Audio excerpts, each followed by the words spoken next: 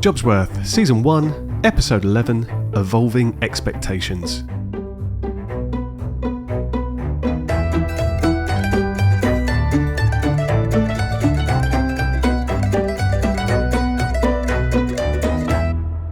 Welcome to episode 11 of Jobsworth. My guest for this episode is Beth Carter, Head of Growth at Flexa, the employer brand platform for flexible companies. Flexa currently has over 1.7 million users, all searching for businesses offering opportunities that align with how they want to work, not just what they do.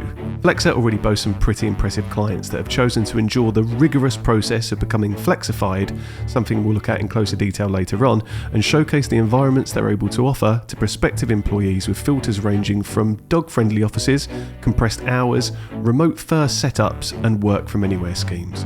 I'll be speaking to Beth about just how important flexibility is for people when searching for a new role, how it can promote diversity in teams, and why the way businesses are hiring is changing. I'll also be finding out a little more about her earlier career and what led her to join Flexa earlier this year.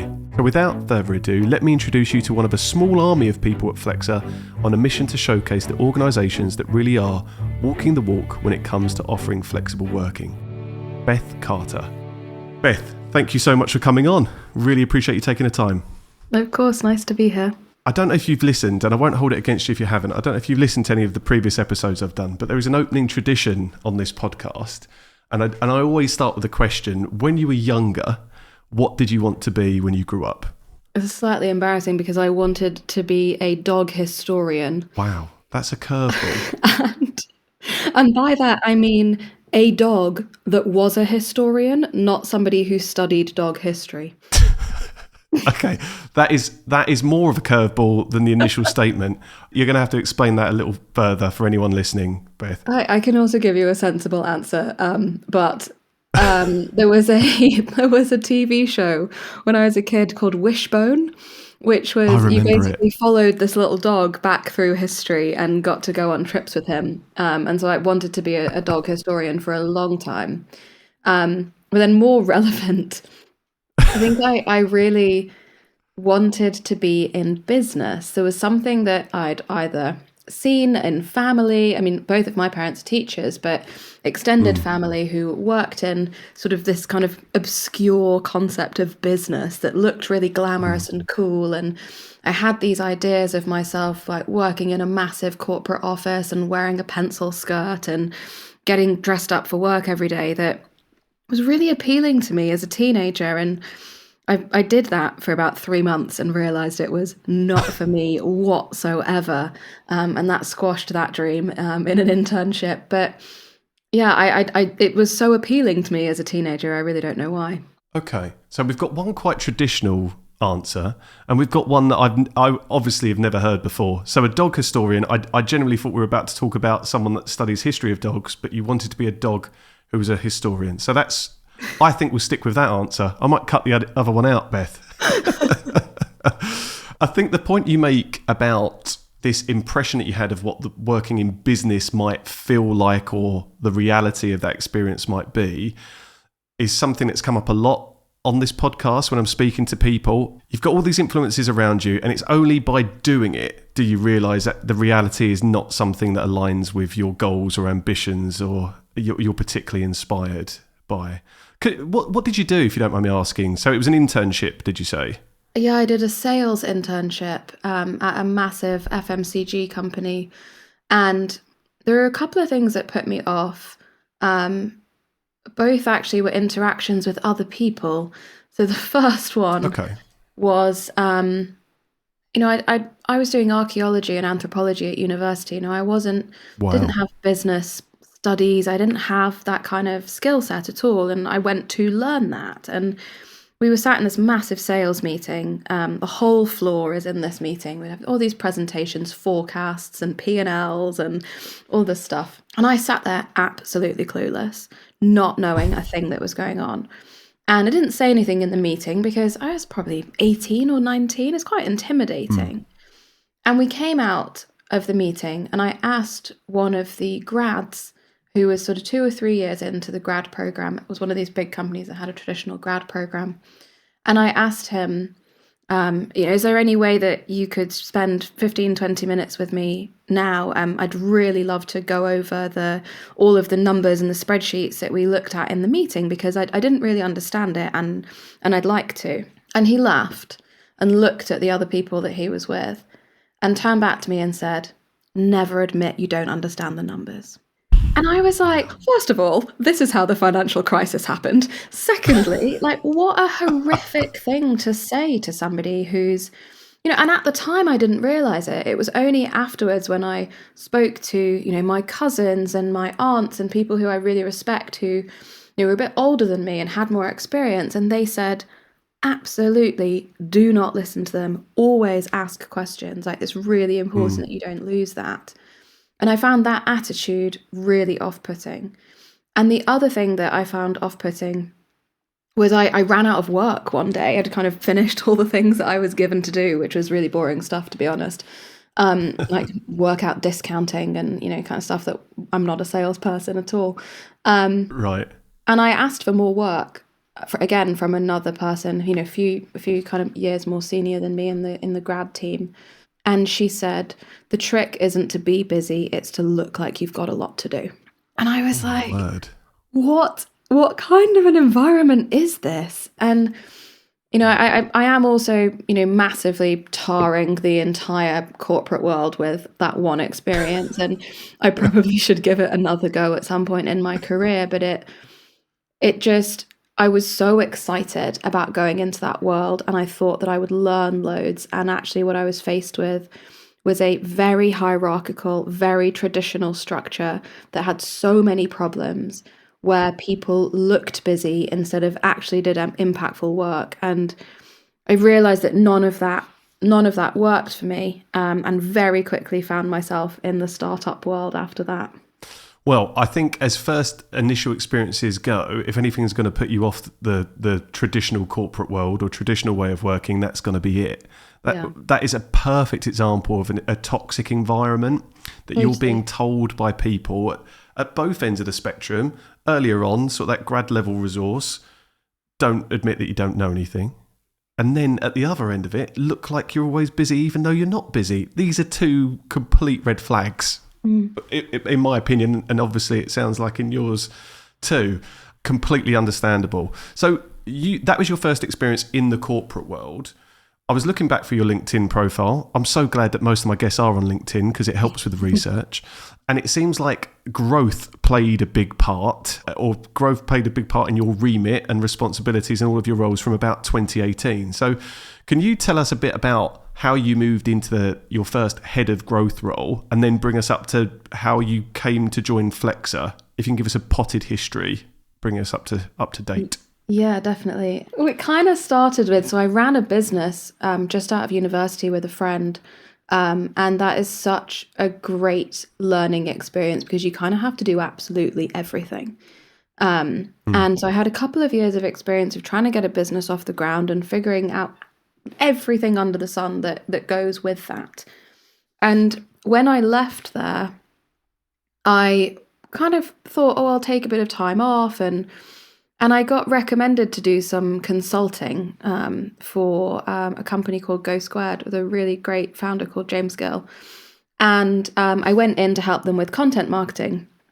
I always loved writing. We'd done a lot of content in the business that I was in, and I went in a couple of days a week and started to learn about that and learn how to consult, essentially. I'd never done that before.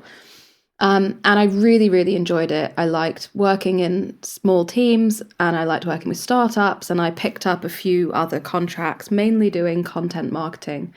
And while I was working with Go Squared, I came across a program run by Matt Lerner and Noppadon. And they run a program which is called System, which I now coach on, but hadn't heard of at all at that time. And myself and the Go Squared team, we all went onto this program together. And that was a kind of a 10-week accelerator program where they taught you everything about growing a startup growth. I hadn't really even heard about what that was before. I just completely took to it. really loved it, loved this idea of, following the customer journey and understanding from a real customer-centric perspective how businesses should go. It's all about delivering as much value as you can to someone.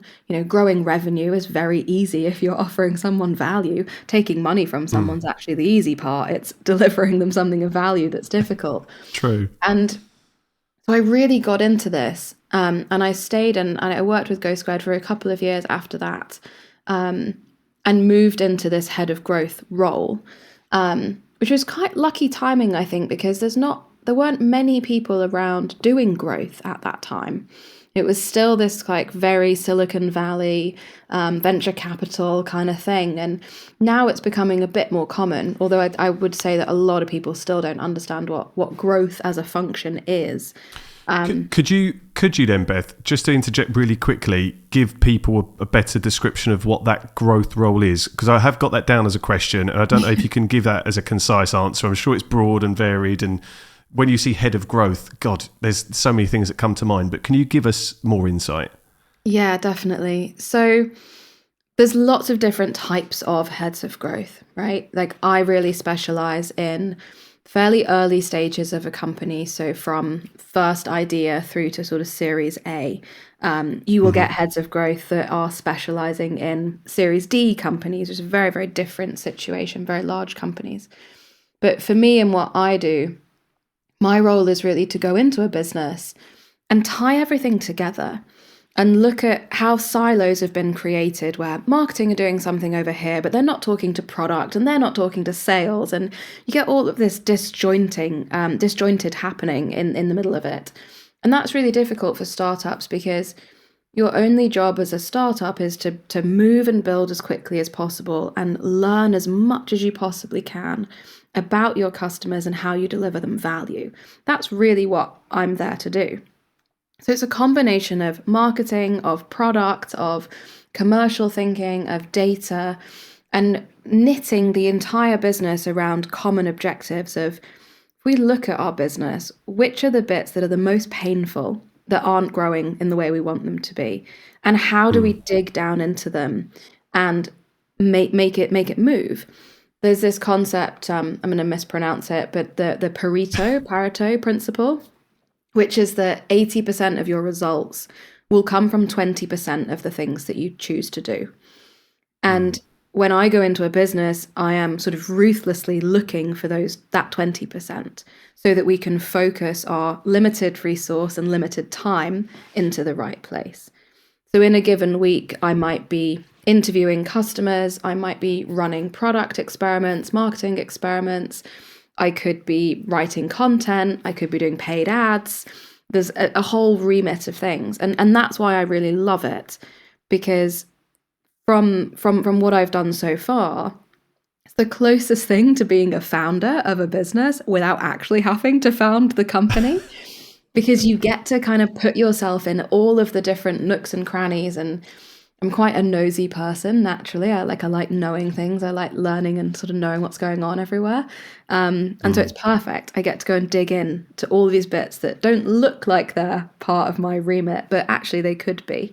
Hopefully that's helpful. It's a really insightful answer. I'm sitting here nodding along when you were saying that it's the closest you can get to being a founder without actually founding a company. I have no visions to scale what I do, but wearing those multiple hats every single day is something that I actually enjoy. I mean, there are days when it stresses me out and I wish I could clone myself and there'd be, more of me to help. But having that versatility and variety in your day, I find really motivational. So I can imagine when you're doing that, but then looking at more the holistic view and then how you can support other people in that business and the business in general to grow and focus on the areas that sometimes people want to stick their head in the sand and you have to highlight it. And I think there's probably a lot around change management that you have to do, the psychology of, okay, this is an area that we need to try and improve upon, or productivity could be better in this area. So it's understanding the psychology of people. Does that play a part in what you're doing? There's a lot of people stuff. Something I talk a lot about in my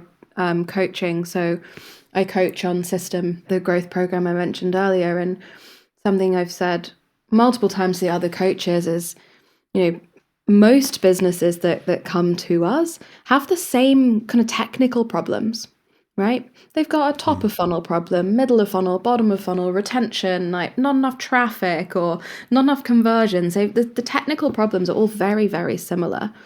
What's different every time, and what I love about being a growth coach, is that the people are different in the team, and the people who you're selling to are different. Some of the most powerful work we do in system as a growth coach is to go in and really help a team deeply understand their customers emotionally, socially, what their goals are, what their aims are, but also to help teams understand each other. And it gives me so much joy when I see people in coaching calls having these vulnerable, difficult conversations and kind of getting out of their own way and each other's way. And on your point around the wearing multiple hats as well, I think that ultimately that was what was the misfit between me and the corporate world.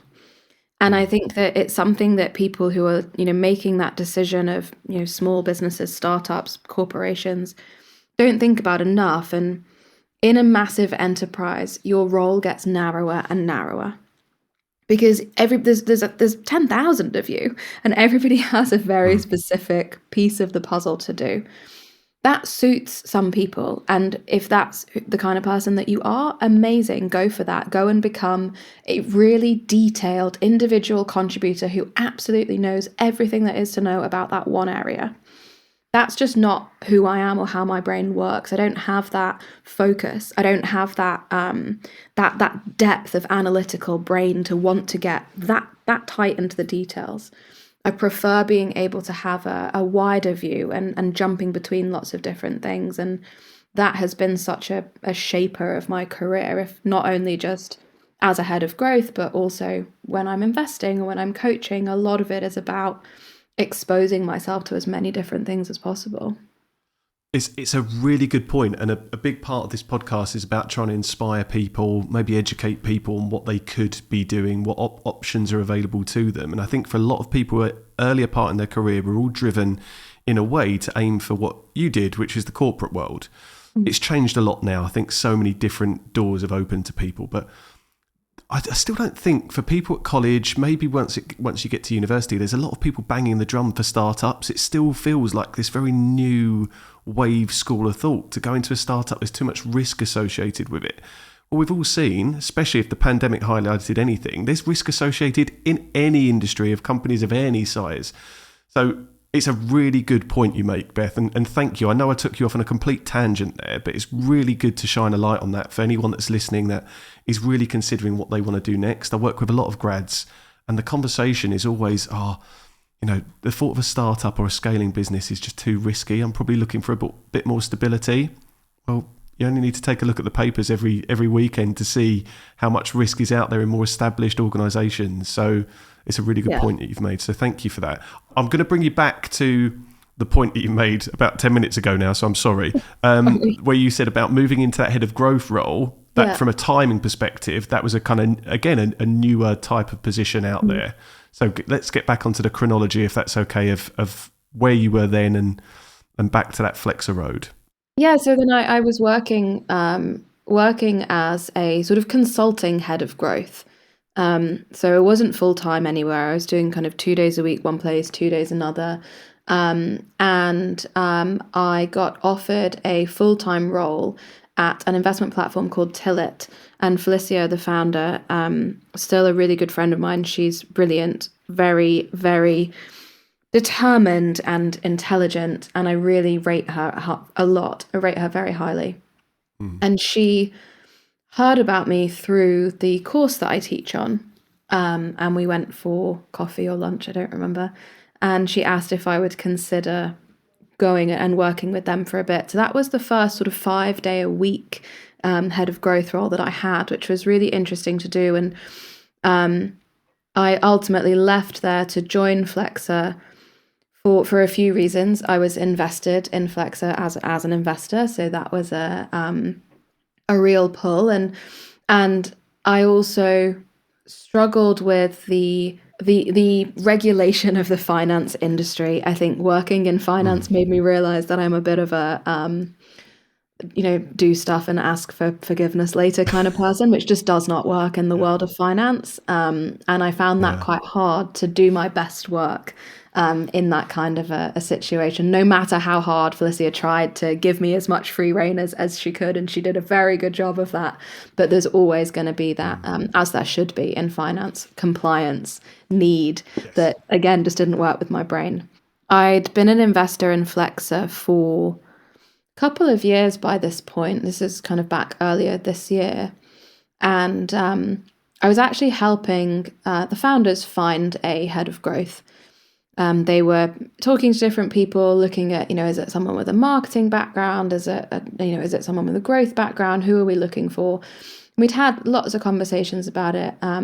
Molly and Morris are some of my closest friends, and so we'd be sat in the pub having pints and talking about this role that they're trying to hire for. And eventually, Molly sent me a voice note that was saying, Molly and I have been friends for 10 years. We've known each other since we were 19. So no, 12 years now. And she sent me a voice note saying, I've really figured out why it's been so hard for us to hire a head of growth. And it's because we keep comparing everyone to you. And we would rather have you if there's any way you'd be up for it. And let's take our time and let's talk about it. We're friends, and so obviously that's a consideration. And you're an investor, and that's a consideration, and all of these different things. But if you're open to the conversation, let's have the conversation. And so we did. We probably spoke about it over the course of sort of 5 or 6 weeks, and I think for me, I got to the point where I just knew that if I got a message from Molly saying, "You've taken too long, we've found someone else and we've hired them," I would be really gutted that it wasn't me that got to go and do that. And that was the thing that really sealed it for me. I could feel how disappointed I'd be if somebody else took the job. That's a good bit of advice, actually, for anyone that's kind of weighing up opportunities. You have to almost put yourself in your future self and say, what would play out the scenarios and what would it be like if that opportunity just wasn't there anymore. So that's really good. And what a lovely compliment for Molly to have texted you and said that. And I know you're friends, but for Molly to have made that decision, there has to be a really lovely feeling associated with that. And you're right. I think it's naive to think there aren't considerations around, you've known each other for over 10 years, you've invested in the business, how's that going to work in that setup? But you could have arguments both ways, but I'm waiting for you to say the rest is history, Beth. But now you've been with them for, is it 9 months now? Yeah, I joined in March. Yeah. I mean, the way that I see Flexa and the brand continuing to expand has been incredible in that time. So let's talk about Flexa, obviously. Tell us about the vision behind Flexa. So what are Flexa doing, and what is Flexa's role in, I guess, the future of, or shaping the future of work? Can you tell us a bit about that? Yeah, definitely. So I think that the kind of core belief that underlies Flexa's existence is that there needs to be more transparency in the hiring process. And this all came from Molly actually has an autoimmune condition, which means that sometimes she finds it difficult to get into the office, or, she might her hands will swell up, her feet will swell up, and she might find it really hard to even walk into an office. And she was working at another company a long time ago now and asked if she could work flexibly. And they kind of, ummed and ahed about it and sent her out of the room. And then a week later, they fired her. And she was in this position of being like, God, just for making a flexible working request, I've been fired. She was in investment banking, not a notoriously flexible industry. And so she starts looking for another job, and it's completely impossible to understand anything about their working environment or their approach to flexible working before you were at the final stages of an interview. And that's insane, because for Molly, who has an autoimmune condition, that would make the job an automatic no.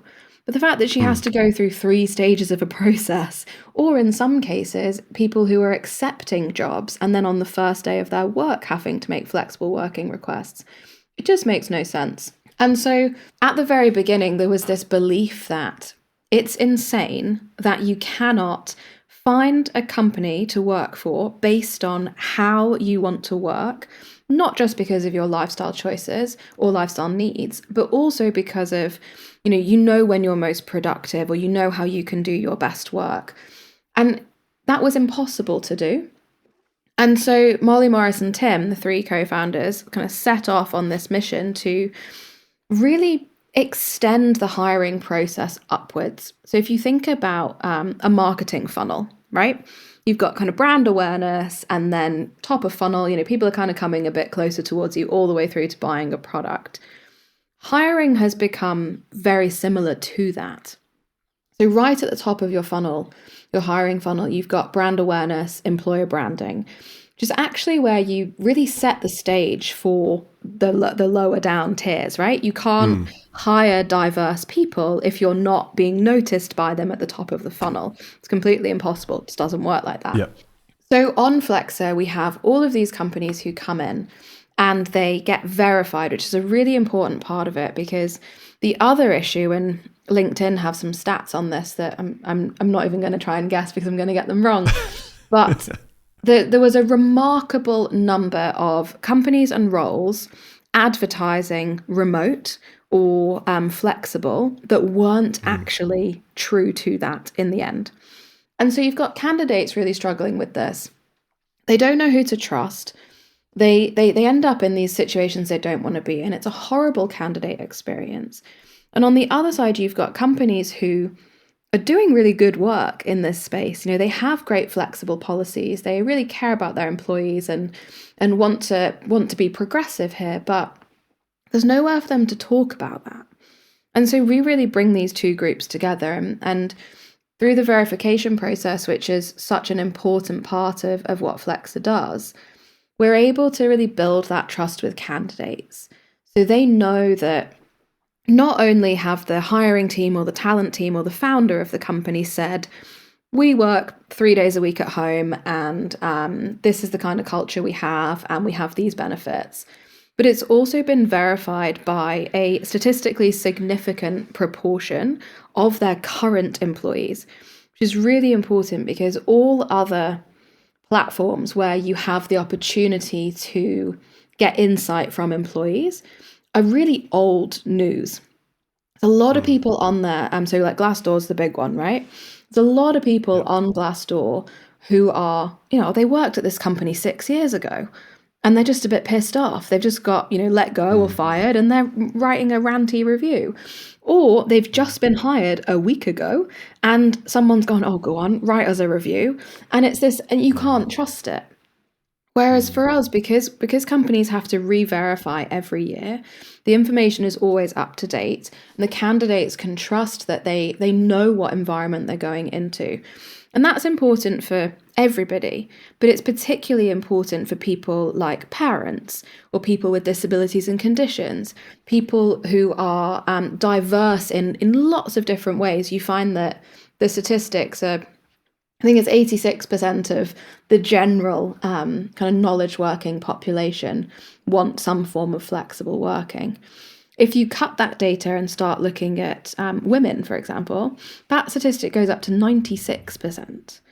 And this is really interesting. So if you're not offering flexibility and you're not talking about your offering of flexibility, you're automatically exposing yourself to a less diverse audience, which is obviously not something that most companies want to do. No, definitely not. I completely agree with that. I've heard about Molly's story from Molly, actually, and once I heard that, understanding the drive behind the creation of Flexa, it all just clicked into my mind straight away, because I think I'd heard about Flexa before speaking to Molly, and hearing about a company that was verifying, or giving, at the time, it felt like a company that was giving badges to businesses that were claiming to be offering flexible working. Then understanding Molly's story and the impetus and the catalyst behind Flexa, and then getting a bit more insight into the level of scrutiny that you put these companies under to really say, we're not giving you this stamp of approval. We're not making you flexified or verified without you proving to us and without us speaking to your people. The the process is really rigorous. And as you say on the website, it's not easy. So what is it, roughly a third of companies go sort of get that seal of approval? Is that right? Yeah, it's about 35% who don't pass.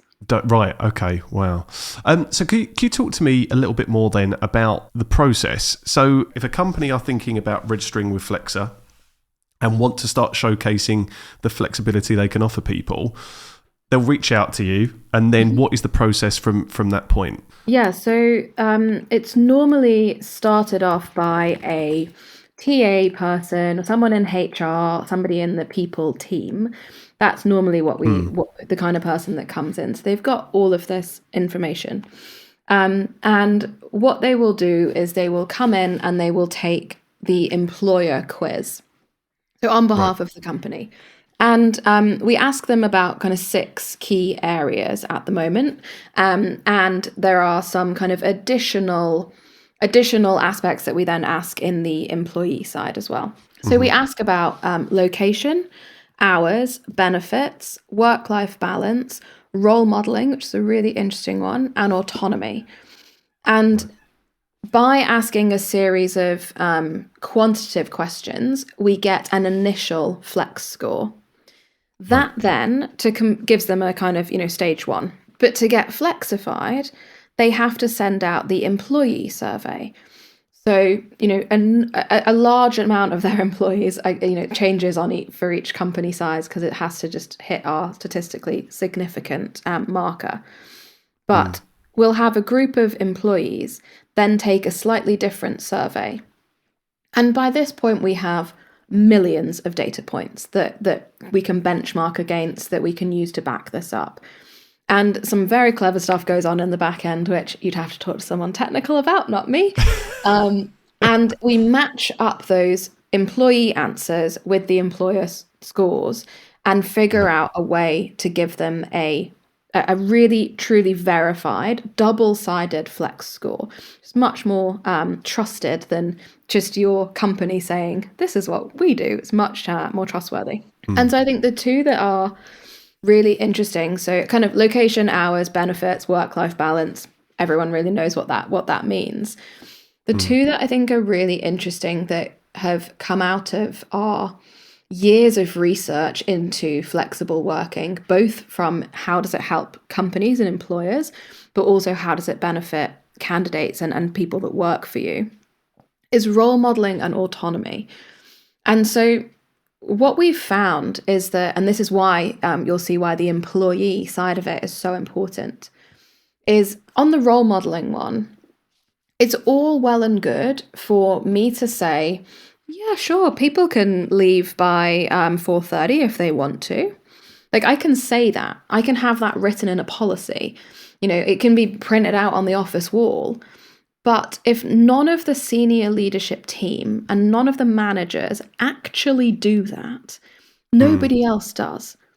So the reality of flexible working in that business is not flexible. And this is why that role modeling score is so important to us, because you can't, HR policies need to be in place for a lot of different reasons, but it's not until they're put into practice that they really start to have an impact on people's life and on people's work. So that's the role modeling part, which is really unique to what we do and how we work out the scores. And the other side is autonomy. And this is really related to employee happiness. People who are smart and driven and know that they can get the job done, they want to be able to kind of be left to do that. And the reason that this is particularly important with flexible working is that traditional working environments where you sat opposite your manager and they know what you're doing every second of the day and they can see how many hours you've worked, or, not that presenteeism has any relation to productivity, but you can kind of kid yourself that it does in that situation. And there's a lot more micromanaging goes on in those environments. When you're in a flexible working environment, trust becomes a massive, massive thing. you have to trust as a manager that you are able to intentionally manage these people. You can't get away with being a lazy manager. You have to make sure that people have goals and targets and they understand what their remit is, and that then you trust them to go and do that in whatever way they see fit. It's this transition to a really output-based culture that if you don't get right, it's really hard to ensure the kind of survival of flexible working in your organization. So I think that those are two parts of our scoring system that we don't talk about enough, and we don't highlight enough, but there's so much weight behind them. They kind of underpin all of the other bits. Again, both really good points. I think I'll address, I guess, both of those separately. In terms of role modelling, we had a guest on earlier in the season, Darren Stewart, who runs a scaling insurtech business, and they introduced a 9-day fortnight.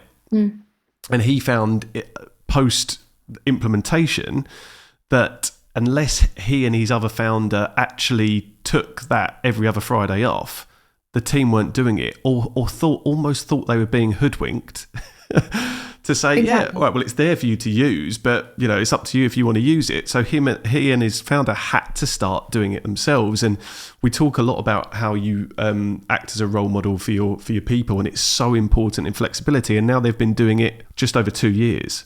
Now, if they continue to not take that every other Friday off, I guarantee that it probably would have fallen apart before now. And on the autonomy, I think autonomy, for me, when I'm working with clients, I love working with managers that allow people to work with autonomy. There's an argument to say that maybe the earlier you are on in your career, maybe you need a bit more support day to day than people that are very experienced at what it is they do.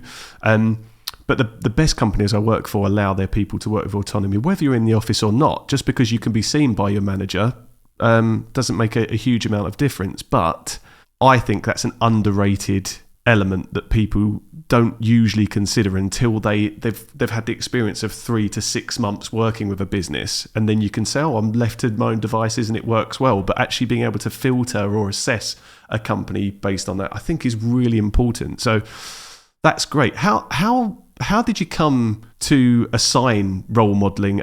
Just because we're focusing on those two examples, but how did you assign role modelling and autonomy as two areas to focus on? Yeah, so the flexification process and the flex score has been something that we have iterated over a few years, and continue to iterate. Yeah. Right? It's a really core part of our offering, and the more data we collect, the more accurate we can make it. So we're always looking at patterns in the data, and we talk to our clients all the time, and is this working, is this not working? We get feedback from candidates who have gone and worked at companies and will say, oh, I really loved finding my job on Flexa, or they'll talk to us about their experiences, and all of this data. Those are more like flags, actually, I'd say, rather than data. If someone says, oh, this part of the company was really interesting and I love this, right? Then we're able to take that as like someone waving a little flag of like, look over here, and then dig into the data. Because we have so much data in the back end of Flexa. We really do, both from what candidates are interested in and what they want, and also what companies are offering and the gaps between the two. And every time we notice a new pattern or trend, we'll think about, okay, do we want to change the weighting of the importance of these different categories? What would that look like if we did? Does that make it a truer representation of what it's like to work at the business? And I think that is the core part for us. And that's where role modeling and autonomy came from, because we're getting this data that actually, location and hours, great, sure, but it's very kind of black and white. What I really want to understand is how it feels to work at a business. We get a lot of that from candidates, and that's our way to try and quantify that. But I think that the aim that we have always with not just the flex score, but the profiles and the way that we present information about the companies is trust. And when I'm looking at growth experiments, right? At the end of the day, my job is to grow Flexa, right? To help Flexa grow as a business, as is everybody's job in a startup, by the way. But that said, the thing that I will protect, and all of us at Flexa will protect at all costs, is the trust that we have built with individuals in the world who trust us and value our opinion on what makes a company flexible and whether an individual company is or isn't flexible. If we damage that, we destroy our entire business. It's so core to what we do. Yeah, I mean, it's reputational suicide, isn't it? I guess you need to make sure, and this is why you're putting the businesses that want to feature on the platform through such a stringent verification process. You have to do it because, the minute people start going to your platform and thinking, well, I've heard from so-and-so that they joined that business and actually reality was nowhere near the picture that was painted. How do you, or do you, so you say that businesses have to go through an annual review to get re-verified. Post someone joining a company through visiting the site or their profile on the platform, have you got any outreach to the candidate once they've started working before that 12-month process, Beth? Not proactively, because if you think back to the hiring funnel, we're at that top stage of employer branding. So some companies that are on Flexa do connect their applicant tracking systems to us, and we can sort of see how things flow through, but a lot of them don't. A lot of them use us as a kind of a careers page add-on, right? So it depends on how someone's using it. So when we have the information of has somebody gone and joined a company directly from us, our channels are always open. People can come and reach out to us. And again, because we've built so much trust with candidates, they are very chatty. We get people coming and speaking to us all the time about, mostly, thankfully, it's positive stuff, but we would take it quite seriously. Yeah, if somebody came to us and said, I applied for a job at X company and I got there and they'd lied about this, this, and this on their Flexa profile, or then we would take that very seriously. But I think that the reality is that flexible working is a spectrum, and it's changing all the time. And so what we really encourage our companies to do, so the HR teams and people teams managing their profiles, is to keep it updated. So we have places on Flexa where you can kind of post up to date, almost like a feed. You can post things about your company, about your culture. The profile is available for them to edit at all times. They can go in and say, oh, we've just changed this policy or changed that policy, to keep it really up to date, because that's where the power comes from, is candidates know what they're getting into. And as an employer, that means that you're finding candidates who are really aligned with your mission, vision, way of working. You're not going to talk to people who don't fit that same mindset. Understood. Yeah. And I think this is where the whole brand thing comes from, and the way you define or describe flexible working, because you're right. You say spectrum, I say flexible working is completely subjective. Everyone's definition and opinion of what that looks like is completely different. And I think that's something I've had to realise. I realised it and then started to get very frustrated with businesses that would just list flexible working in their adverts without being able to define it, which is exactly why Flexa have gained this position in the market that you have, because you're forcing companies to be able to, okay, describe it, define it, we'll let you know where that sits. But the great thing about the platform, and something that I was going to ask about, how you come up with the filters for it, because I guess it's evolving the way we're working. I'm sure more filters will come up as more things become apparent that companies are putting in place. But you can really filter down pretty much, currently, the way the world works now, any which way that you would like to work now is a filter on your platform, which I think is great. I guess, does that come from assessing and analysing data points, seeing what companies offer, and then just putting those search filters from there? Yeah, exactly that. So we have both the clickable filters that you can go in and click dog friendly office and you'll see all the companies that offer that. We also have a free text search. So which we keep an eye on. Okay. Oh. So if for example, we're seeing, if we see somewhere that's like free Christmas advent calendars, and that's coming up in the search results every day, and it's all people want, there's some sort of like trend explosion. Understood. Companies that give you advent calendars. We would then be able to add that as a clickable filter. And companies would then be able to add that as a tag to their page. So some of the filters emerge that way.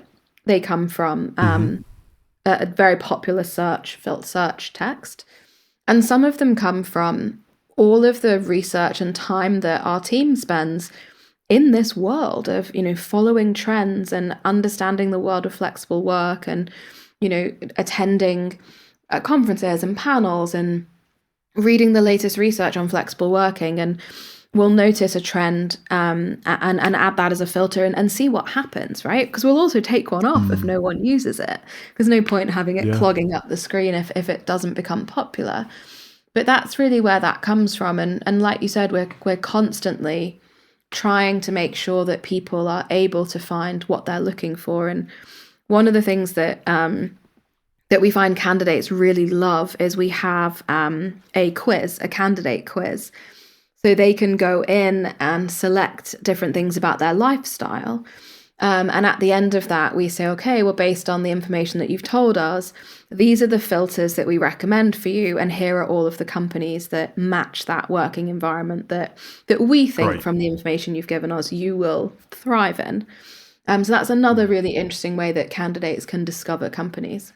That's really good to know. And maybe what we'll do on the back of this, when the episode airs, in the episode description, we'll put some individual links to those pages on the website and the platform, so people can find those in a slightly more simple way. Although the interface on the website is very easy to use, I should say, from a user perspective. What I've loved about Flexa and seeing you guys grow and the content you're putting out there, and I'm going to completely bodge up the title of the talk, the conversation you had the other day.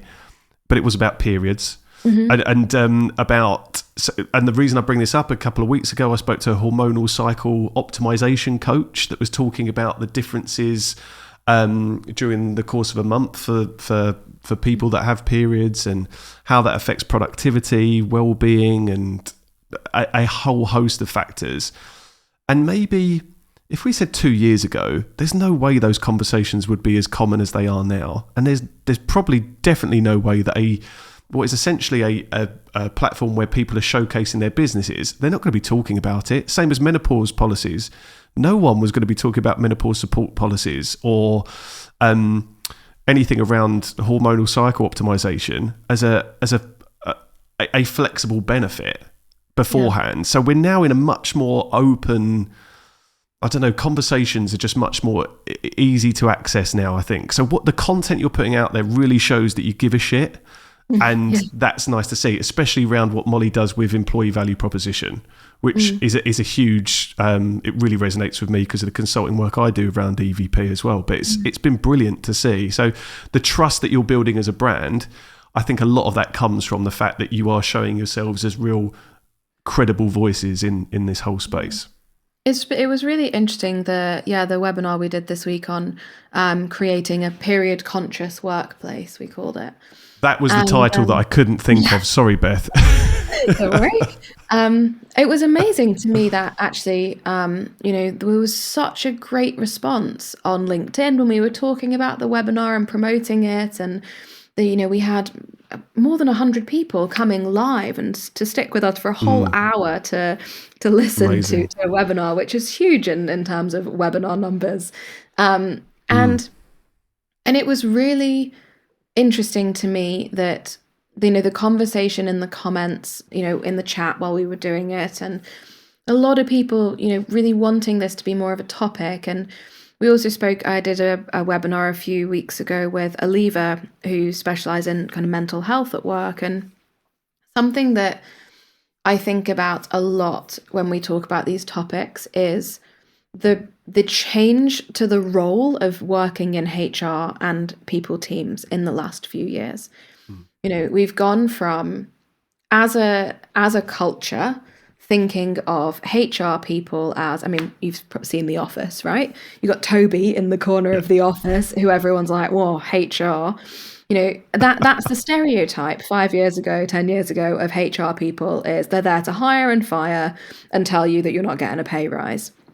And that's kind of the remit, right? That was a real, and I'm being deliberately over the top, but that was I very know what you much mean, though. It's a good the example. status of HR in a business 5-10 years ago. And yet now, this group of people are taking on an increasingly strategic role in the growth of a company and in the success of a company. Ultimately, a company at the end of the day is a bunch of people doing a school project, right? It's just a bunch of people trying to get stuff done. How you work together and whether you've got the right people on the team makes all of the difference. It is probably the biggest thing that's going to change the direction of your company. This is what HR and people teams are doing. Not only that, and they are finally starting to be recognized for the work they do in shaping the strategic direction of a company, but they've also been given all of these additional responsibilities that are new and have taken them on like absolute champions. You know, you've got people being trained as mental health first aiders. We've got people being trained on how to handle sexual assault. We've got people being trained on grief, on LGBTQA plus issues. We've got, you know, so many things that for a long time were considered not appropriate to talk about at work, that you wouldn't bring up at work, and that were kind of shoved in the corner. And I really think that a lot of the conversation about the future of work and how work has changed focuses around productivity and the benefits to the employees in terms of work-life balance. And the conversation we're really not having is around the massive, you know, leap of faith that people teams and HR teams have had to take into this very unfamiliar world where there's a lot that you can get wrong, right? There's a lot of nervousness about saying the wrong thing or doing the wrong thing, and wanting to make sure everyone is feeling safe and secure and appreciated. And they're doing this with very little recognition and very little guidance. And that's something that I always think about when we do some of these more unconventional topics, periods in the workplace, mental health at work. Aliva did a great one recently about grief at work. And they're always oversubscribed. And I think that it's because people who work in HR and people teams are trying to navigate this new responsibility that they have. I just don't think they're being given enough credit for it. I think the role, and this might just be my experience, and probably to a degree the level of insight I was given to what HR teams and the incredibly integral role they play within organisations really happened during the pandemic. During lockdown, and actually the next level of responsibility and remit now HR teams are being given seems to have kicked on from that point.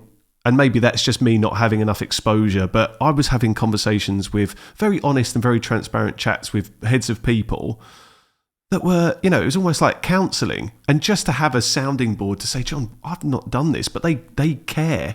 Which is why they're the right people to be, for the most part. People in those heads of people role care, and they've got empathy, and they're kind and compassionate people, and they want to make sure that people are supported in the right way. But I really saw a step up during the pandemic. The entire world was going through a period that we had never experienced, and no one really knew how to do it. We were all finding our way in the dark at the same time. Sometimes just admitting that, I think, is quite powerful. And as long as the intention is right, you can be forgiven sometimes for getting the terminology wrong or saying something that might not be in line with the sort of most current way of thinking. As long as the intention is in the right place, I think that's quite important to identify. But you're completely right. And as long as you're trying to learn and correct yourself when you get it wrong, right? But I think that this is why the webinars and the workshops we do are so popular, because it's a community of other people experiencing this massive shift in responsibility and remit, who you can talk to and speak to. And, some of the most popular stuff we produce guides and short videos and kind of templates and worksheets and all of these things that we send out to our clients and also you can download them just for free. You don't have to be a Flexa client. They're really popular. Hundreds of people, trying to get hold of these. And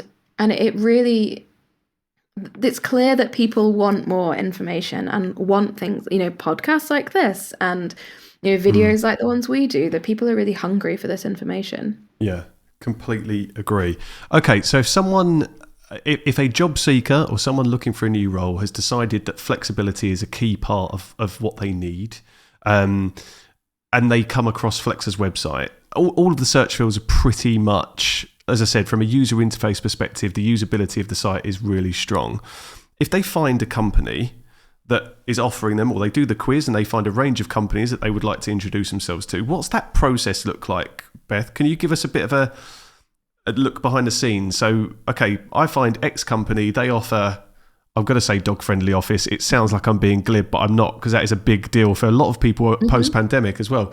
A dog-friendly office, they want to reach out to that business. What is the process from there? How does Flexa facilitate the introduction to the client? Yeah, so there's two ways. So I would say about half of the companies that we have on the platform are actively hiring at any one time.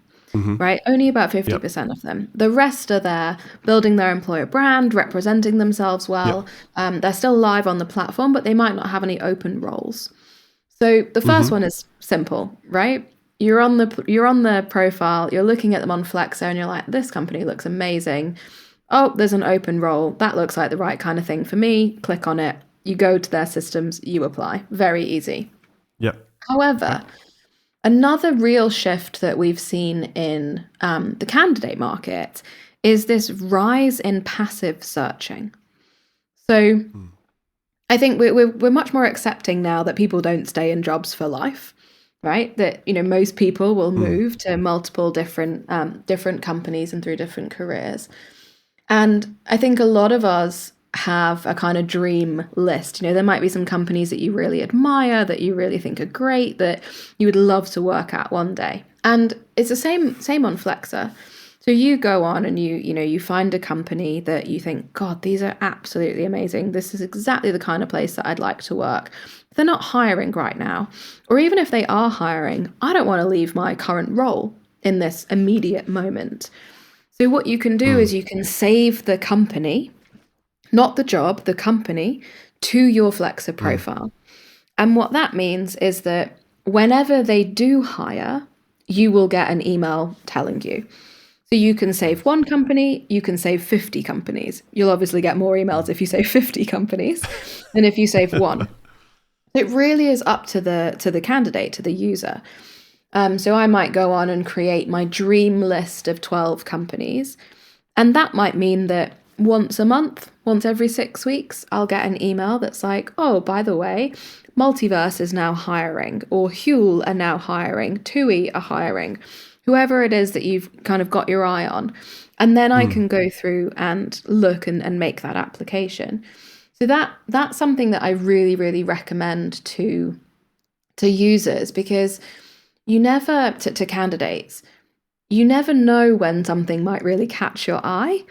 And it's quite nice, I think, to have, always have a kind of an eye on the world and what's going on. And even if it's just to see what else is out there, you might not be planning on moving, but to be able to go, oh, well, they've got the salary on that and they're getting paid. That's my role. And it's more than I'm getting paid. Maybe I can use that to help me get a pay rise. Or, oh, that company offers a 4-day work week now. That's really interesting to me. Maybe I can campaign for that here. They're a very similar type of business to us.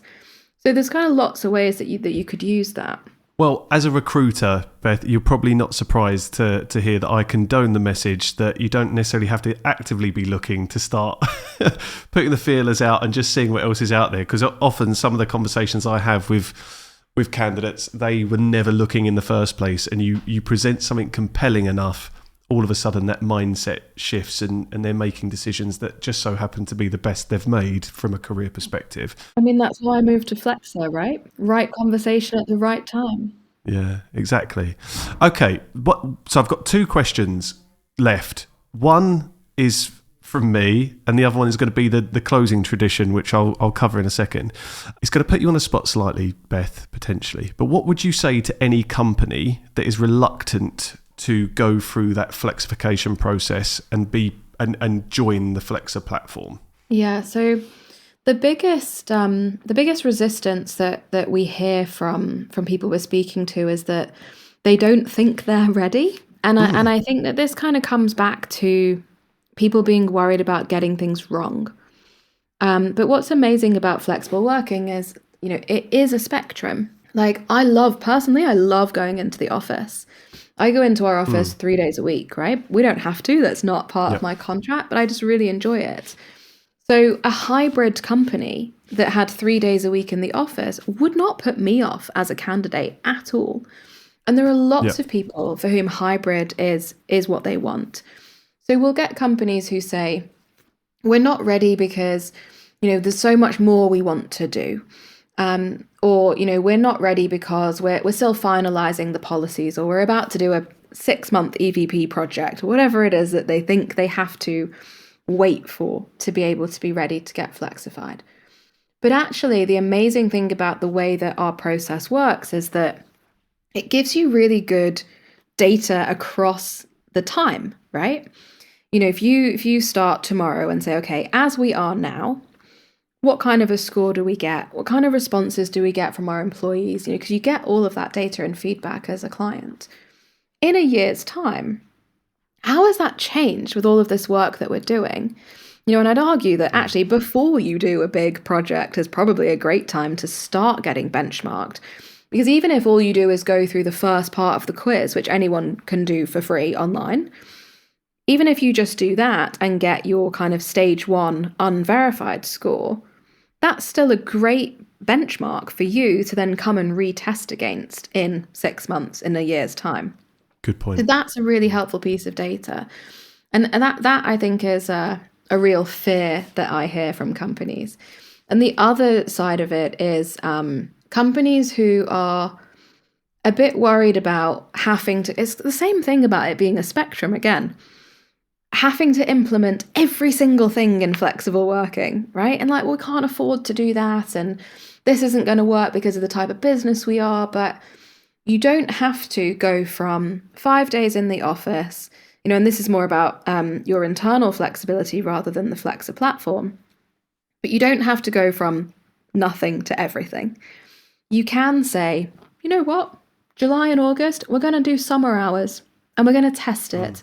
And if it doesn't work for whatever reason, and believe me, your employees will make sure that it does work because they want to keep the summer hours.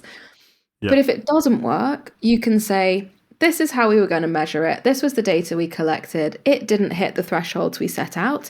We're not going to do it again. Great. Same with a 4-day work week. Same with core hours or flexi time. You can really experiment with these things without having to change all of your kind of, corporate documents to reflect that. You can do it as a trial basis. And it's just becoming increasingly important. And I'd say we're at the point now that doing nothing is the riskiest thing. A really good point. I think I've learned in my own working life now to live by the adage that sometimes done is better than perfect. Mm-hmm.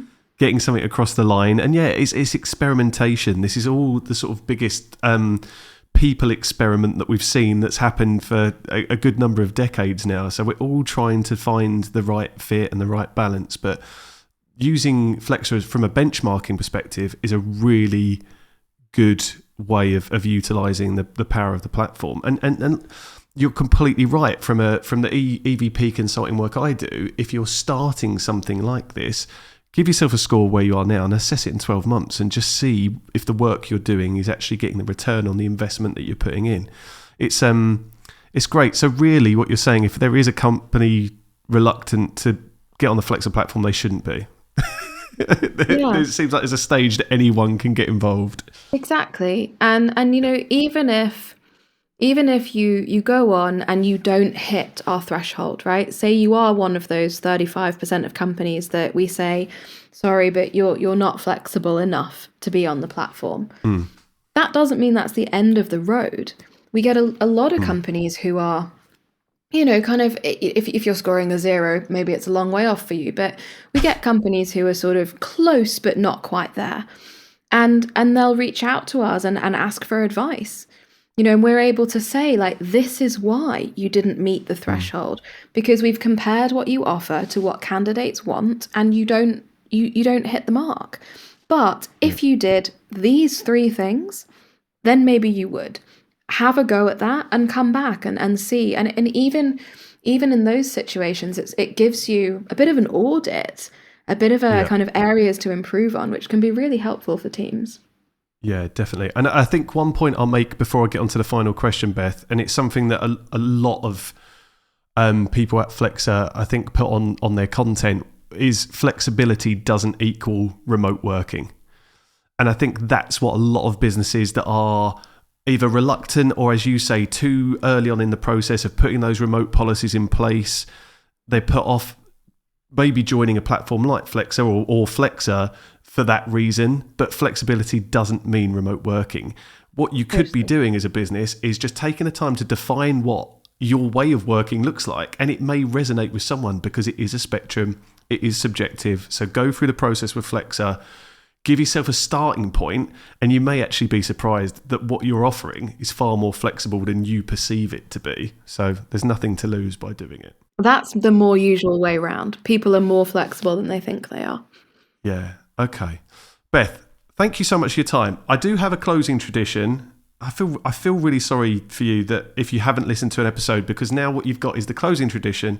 Now on a fairly famous podcast, there's a question that's asked to the current guest that's been left by the previous guest. On my podcast, you get a question that's been left by my mum. Oh, amazing. Now, I never listen to... So my mum, just to give you some context, has played quite a big part in my marketing for Global Tech Collective over the years. Don't ask me why. She was just around, I think. But what I've decided to do is mum asks a question. I give her a rough description of who my guest is. She leaves me a voice note. I don't listen to it. I just play it down the phone and hope that it's at least vaguely relevant to the discussion we've had. So I'm going to play it. Hi, Beth. Do you think there's such a thing as employees given too much flexibility? Thanks very much. Did you hear that? I did. First off. Okay, so Mum has asked, do you think there's such a thing as too much flexibility for employees? I think that there is the wrong match of what an employee might think they want and how it actually materializes. So I think that when you would start to think that there is too much flexibility is when the jobs that we're all here to do in the business start to be not done. And if you look at the productivity studies that have been done around flexible working, ultimately, flexible working has been proven to be equally productive to being in the office full time. The studies where flexible working was shown to be less productive, it was because of things like they didn't have the right equipment at home, and so they were unable to actually get their work done. Or it was people who needed more training, and it was hard for them to get enough time with their managers or with their peers to be trained up quick enough. In those kind of instances, I wouldn't frame it as too much flexibility, but the working environment that you've set up isn't working for you. And this is why it's so important in a flexible company to define your output-based culture and really work on, what are the targets, what are the metrics, what are the key milestones we want to achieve this year. If that's happening, amazing. The other really important thing is, we say this a lot at Flexa, which is you can't have flexibility without boundaries. And I actually think it's harder to manage a flexible team, and in some ways harder to be a flexible employee than it is to know, I know where I need to be at all times. And this is things like So we have core hours at Flexa. So everyone needs to be around between 11 and 4. Outside of that, if you want to, do your other hours at 3 a.m., go for it. We don't care. But between 11 and 4, that's the amount of time that we know we need to be all together or available to each other if we're needed. That requires time management skills. It requires being strict with your self-discipline and your own personal boundaries to know that you're going to stick to that. And it requires your managers to trust you on that. So that's probably more the way I would take that question is flexibility needs to have some boundaries. I have never seen it work when it is just a complete free-for-all. There has to be some cohesion and some boundaries for people to know where the limits are. It's a really good point, and I'd argue for anyone that has ever found themselves in a position where they are in an environment where there's too much flexibility, there's always something you could probably do to put those boundaries in yourself to work in a slightly more regimented or structured way. But thank you for that question, Mum. That's probably been one of the more serious ones she's posed to guests at the end of the episode. So, Beth, I'm going to let you get on. Thank you so much for investing that time and having this conversation with me.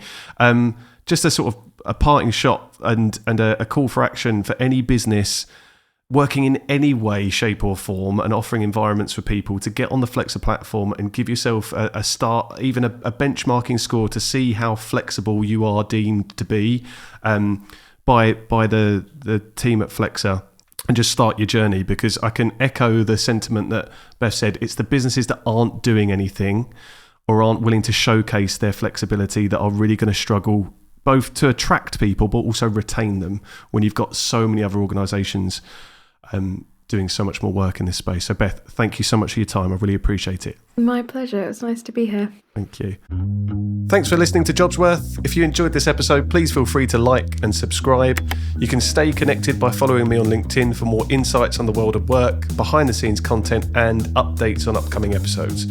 We're already thinking about guests for season 2, so if there is a particular topic you'd like us to discuss, then please send in your suggestions to hello@jobsworth.com.